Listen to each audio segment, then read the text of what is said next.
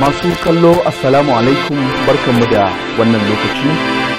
Za ku kalli takaitattun labarai daga nan gidan talabijin na Matashiya. A yau dai muna Juma'a 5 ga watan Rabiu Thani shekarar 1445, daidai kenan da 20 ga watan Oktoban shekarar 2023. Shugaban ƙasar Najeriya Bola Ahmed Tinubu ya amince da naɗin Ali Muhammad Ali a matsayin babban darakta na hukumar dillacin labarai ta ƙasa. Sanarwa hakan ta fito ne cikin jawabin da mai magana da yawun shugaban kasar Ajuru Ingilali ya fitar a ranar Alhamis a babban birnin tarayyar Abuja. Kotun koli a Najeriya ta sanya ranar Litinin 23 ga watan Oktoba na shekarar da muke ciki don fara sauraron karar da ɗan takarar shugaban ƙasa na jam'iyyar adawa ta PDP Atiku Abubakar ya ɗaukaka akan zaben da aka gudanar na shekarar 2023.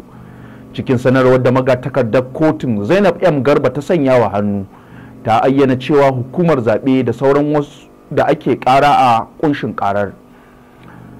Gwamna Obasani na jihar Kaduna ya amince da ware sama da biliyan 3 domin biyan haƙƙoƙin waɗanda suka yi ritaya da iyalai waɗanda suka mutu garatutunsu. Sakataren yada labaran gwamnan Muhammad Lawan Shehu ne ya fitar da hakan, inda ya ce hakan na daga manufofin gwamnan na rage wahalhalun da tsaffin ma'aikatan ke fuskanta tare da faranta musu. Gwamnan jihar Zamfara Dauda Lawal Dare ya zargi tsohon gwamnan jihar Bello Muhammad Matawalle da gwamnatinsa ta gabata kan wadaƙa da maƙudan kuɗaɗe da aka shirya gina filin jirgin sama a jihar. Mai magana da yawun gwamnan Suleiman Idris ne ya bayyana haka, inda ya ce gwamnati mai ci ta shiga damuwa matuƙa na irin yadda aka salwantar da kuɗaɗen.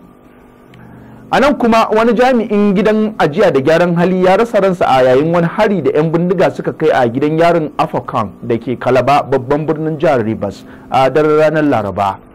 Mai magana da yawun hukumar a jihar Cross River Afang Etim shine ya bayyana hakan a yayin ganawarsa da manema labarai a yau Alhamis.